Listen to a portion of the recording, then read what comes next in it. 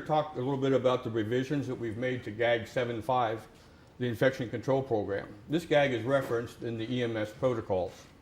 The purpose of the GAG is to provide a comprehensive infection control program to maximize protection against infectious and communicable diseases for all members of the KCFD and for the public that they serve, to identify those tasks and corresponding job classifications for which it can be reasonably anticipated that an exposure to blood, other bodily fluids, or other potentially infectious materials may occur, to establish a schedule for implementation of the department's infection control plan, and finally, to identify the procedures for the evaluation of circumstances surrounding exposure incidents, including post-exposure evaluation and follow-up.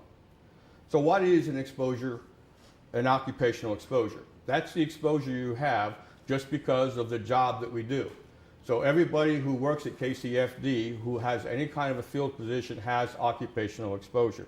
In fact, from the GAG, KCFD recognizes that all tasks relating to the mission of this department may involve exposure to blood, body fluids, or other potentially infectious material.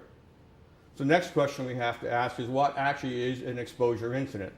Well, that's an actual exposure of blood to an open wound or to your mucous membranes.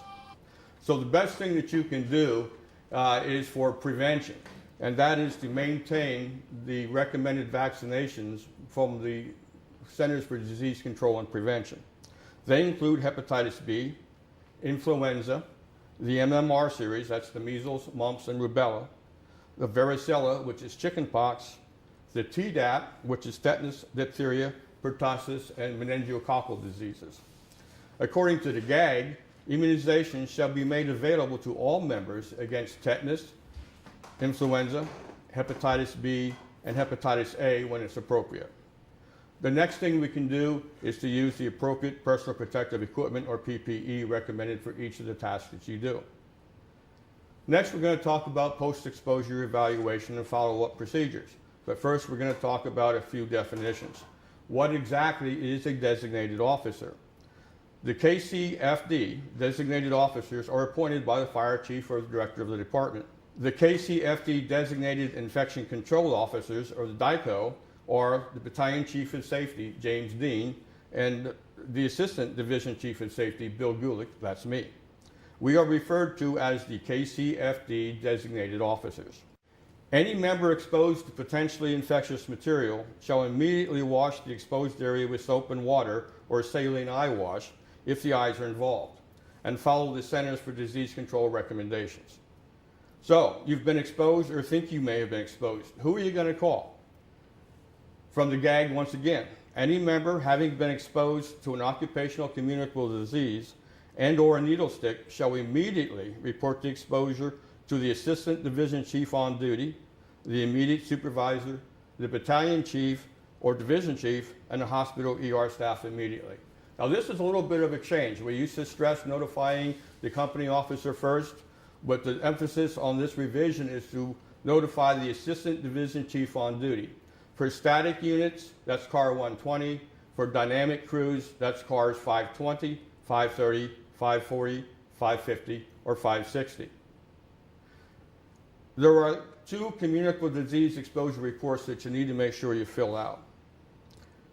From the GAG once more, the KCFD communicable disease report forms and the State of Missouri communicable disease exposure report forms and instructions shall be kept readily available wherever official KCFD forms are kept, such as the station house, the ADC buggies, the battalion chief, or the division chief buggies. Something else that we've changed. We recognize that whenever there is an actual exposure incident, they are relatively infrequent, but they are high profile. So these things are charged with a lot of emotion, and we want to make it as simple as possible for anyone who's had an exposure incident to know exactly what to do. Therefore, we are making a luggage tag document that's going to be attached to every medical bag. We don't know exactly where they're going to be yet, but on every fire apparatus and on every ambulance, there will be a document to which you can refer. I'm going to go over that real quickly. So if you have a communicable disease exposure for an exposed member, you pick out this document, and it first says to notify your immediate supervisor and appropriate on-duty assistant division chief.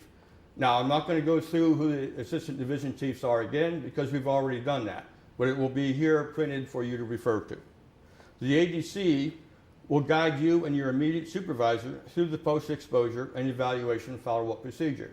That's why we want the ADC to be referenced first, or should be contacted first. You should go with the source patient to the hospital. We want to maintain company integrity. Fourth, you should identify yourself to the ER staff as a KCFD personnel who may have been infected or exposed. Fifth item, follow medical direction as advised from the ER staff.